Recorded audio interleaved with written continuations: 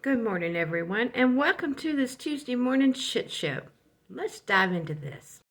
House Republicans to investigate Biden administration for allegedly giving out billions in corrupt bargaining border contracts. The issues surrounding the contract resurfaced last week, where Project Veritas reported that Biden transactions official Andrew Lorenzo Strait bragged about how he made backroom deals with federal agencies and called the migrant crisis a boom for business.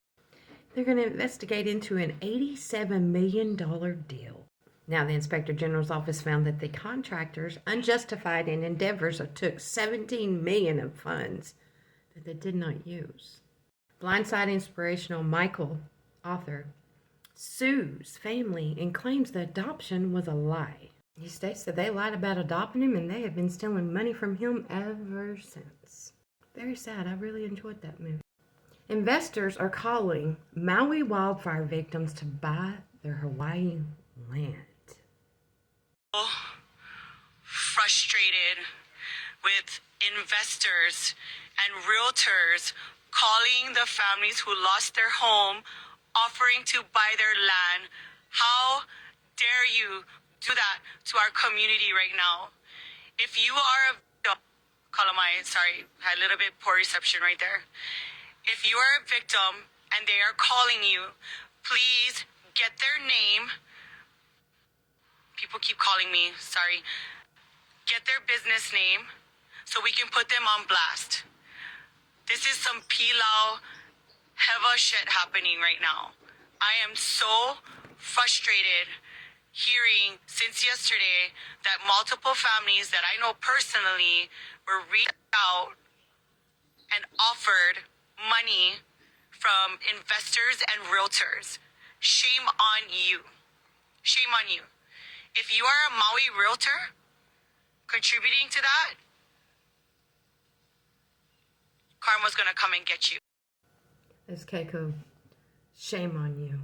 And China's military claims that they have found a way to build a laser weapon that can fire indefinitely.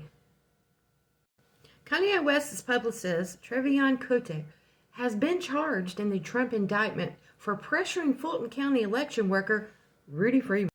The 51-year-old allegedly went to the Georgia election worker's home to persuade her into admitting baseless election fraud accusations on a face. And with the Hawaii wildfires, Oprah Winfrey and her camera crew were turned away from the shelter for survivors. And CNN is ridiculed after posting guide for speaking to people who identify as a leaf or star. What? It's called neopronouns, from A to Z, an expert on neopronouns and their history and professor of English. Well, I wouldn't want you teaching my kiddies. Kansas newspaper co-owner dies following unprecedented raid by city's entire police force. They seize computers and equipment and protect prominent city figures. Interesting to see what comes out of this. Is America last? Biden regime sends another $200 million in aid to Ukraine while there is no comment on Maui, no money.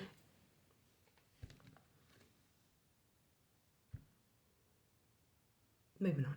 And the GOP 2024 candidate, Vivi Ramsey, says he would be open to evaluating pardons for Biden crime family members if elected. Okay, you said you would pardon Trump. You would pardon the Biden crime family. Some of your views I kind of started liking, but when you stated this shit, no. Included in that phony indictment from Fani Willis, who's got him for asking supporters to watch Newsmax, RSBN, and One American News Now. Apparently it's a criminal act to do so. Boom, a Fox reporter confronts Fani Willis on this afternoon's court leak, when the papers came out, and then they took them back, and then they stated, oh, no, that's not the indictment. Just in, Alex Collins, former NFL running back for the Seattle Seahawks and Baltimore Ravens, has died. He was 28. The Ravens did not give a cause of death. Oh yes, Georgia's Fani Willis has indicted Trump. What is this, his fourth indictment in a different state? Indictment alleges that rather than abide by Georgia's legal process for election challenges, the defendants engaged in a criminal racketeering enterprise to overturn Georgia's presidential election result. Subsequent to the indictment, as is the normal process in Georgia law, the grand jury issued arrest warrants for those who are charged. I am giving the defendants the opportunity to voluntarily surrender no later than noon on Friday, the 25th day of August, 2023. Now, Fannie, be prepared to lose. Russia's central bank raises its key interest rate to 12% from 8.5% in an emergency meeting after the ruble crashed. And Biden's plan to forgive student debt for over 800,000 borrowers upheld by a judge. More than 614,000 of them will have all their remaining federal student loan debt canceled. And I'm going to leave you with this. Good afternoon, my fellow patriots. Don't mind me, I'm working midnights. Just woke up, so I got the bags under my eyes. I just want to pop in here real quick and just say I am amazed at the passion of patriots that I'm seeing here lately. People are sick and tired of watching our country turn to fucking shit. And they're speaking up, knowing there is risk. Look at Utah. The FBI is not going to cut us any slack or give us any leeway. Trump said it best. They're not after him. They're after you and me, and he's in the way. They're trying to remove him and get to us. And to see you guys standing up in the face of that kind of tyranny, show your face and speak up and say, fuck you. I couldn't be prouder. I love you guys. I have to agree. I've seen so many more patriots standing up and uniting. This is your morning shit show with Country Crazy.